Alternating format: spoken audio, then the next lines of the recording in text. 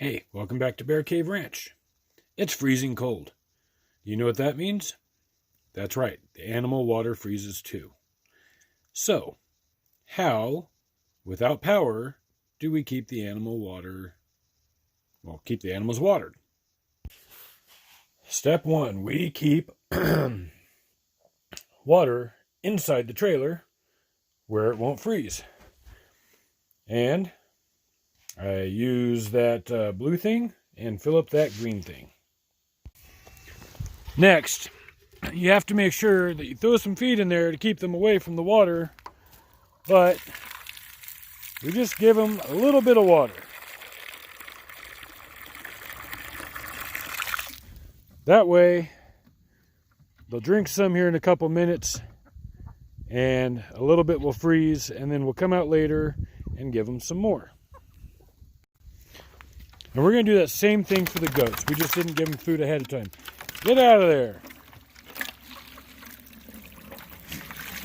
As you can tell, Karen's quite thirsty.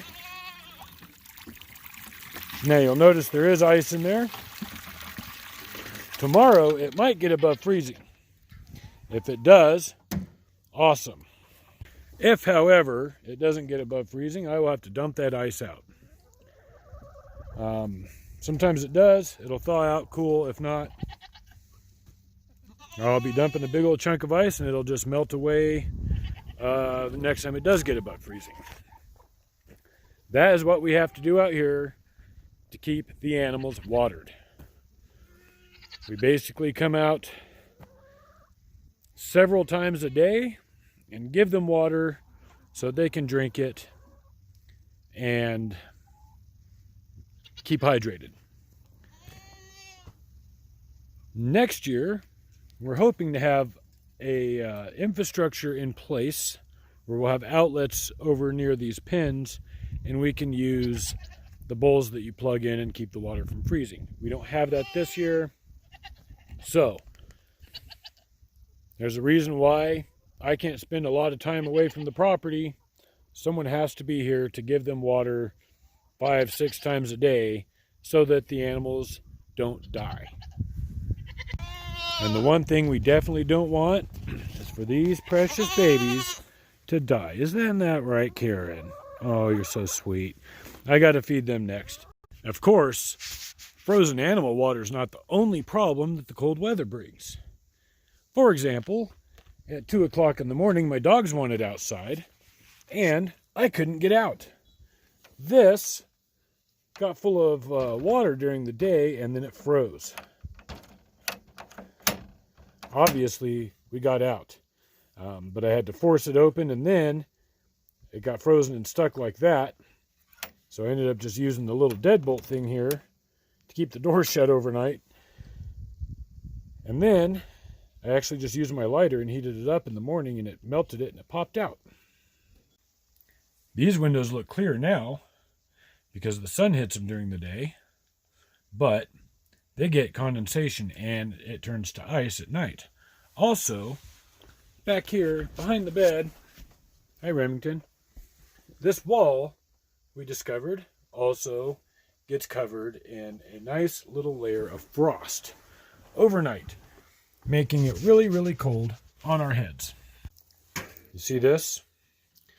These vents also, because of the heat, get condensation, and then it freezes because it was -3 last night.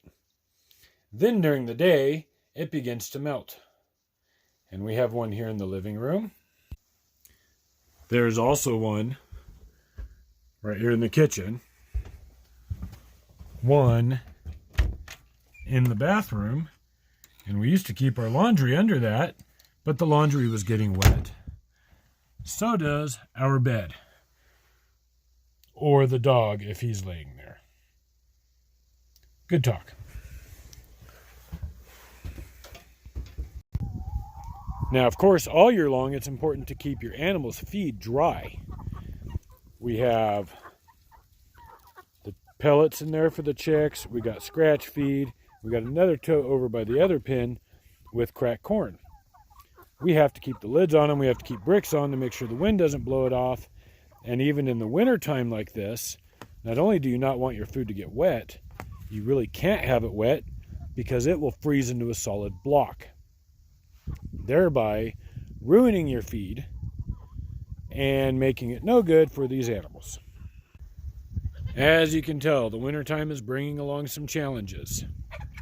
We have a frozen house with frozen locks, frozen vehicle doors, frozen food, frozen animal feed, frozen water.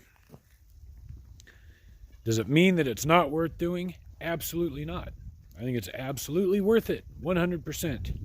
And everything that we're learning this year about the winters out here, we will take and improve for next year. And that is really what you have to do. Jump in and do it and learn your lessons and then make improvements.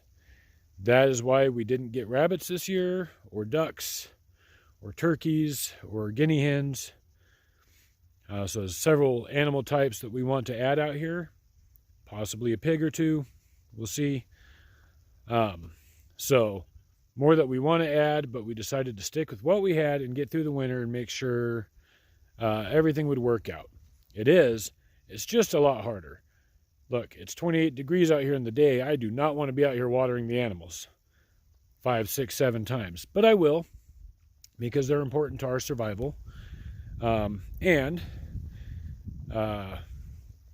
people being cruel to animals by letting them starve or die of dehydration is quite frankly disgusting when people do that. So we're going to make sure and do everything in steps to ensure that hopefully doesn't happen to us.